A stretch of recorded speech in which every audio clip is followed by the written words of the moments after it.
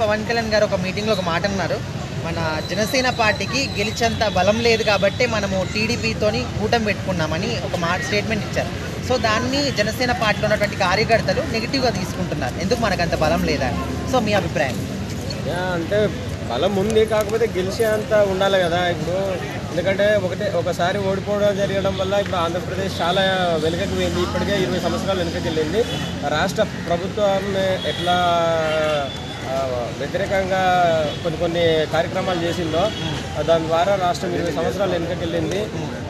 3 రాజధానులు కానీ అనేక మద్యం పాలసీలో మద్య నిషేధం అన్నారు. అనేక రకాలుగా రాష్ట్రం ప్రభుత్వం తప్పుడు నిర్ణయాలు తీసుకోవడం వల్ల రాష్ట్ర ప్రభుత్వం తప్పుగా వ్యవహరించింది. గుండా రాజ్యం అంతా వచ్చింది. కాబట్టి అలాంటివి గతంలో అంటే రాష్ట్ర ప్రభుత్వానికి కూడా మెజారిటీ కూడా 150 సీట్ల పైన వచ్చింది.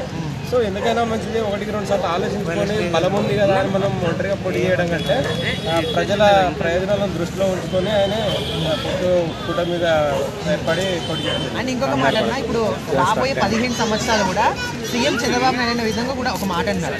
సో దానికి ఏమంటున్నారంటే ఎప్పుడు కూడా మనము వేరే వాళ్ళ జెండానే మోద్దామా, వేరే వాళ్ళ కిందనే ఉందామా, మనకంటూ సపరేట్గా మనం నిర్మించుకోలేమా అని జనసేన కార్యకర్తలు అంటున్నారు. దానికి ఏం చెప్పండి? తప్పకుండా అండి, అది ఇప్పుడు వరకైతే పొత్తుంది కాబట్టి నెగిటివ్ మాట్లాడడానికి ఉండదు. సో పాజిటివ్గానే మాట్లాడాల్సి ఉంటుంది. ఇప్పుడు మళ్ళీ వచ్చే ఎలక్షన్లో సీట్ల సంఖ్యను బట్టి ప్రజలు డిసైడ్ చేస్తారు. దానికి నెగిటివ్ అవసరం లేదని నేను అనుకుంటున్నాను.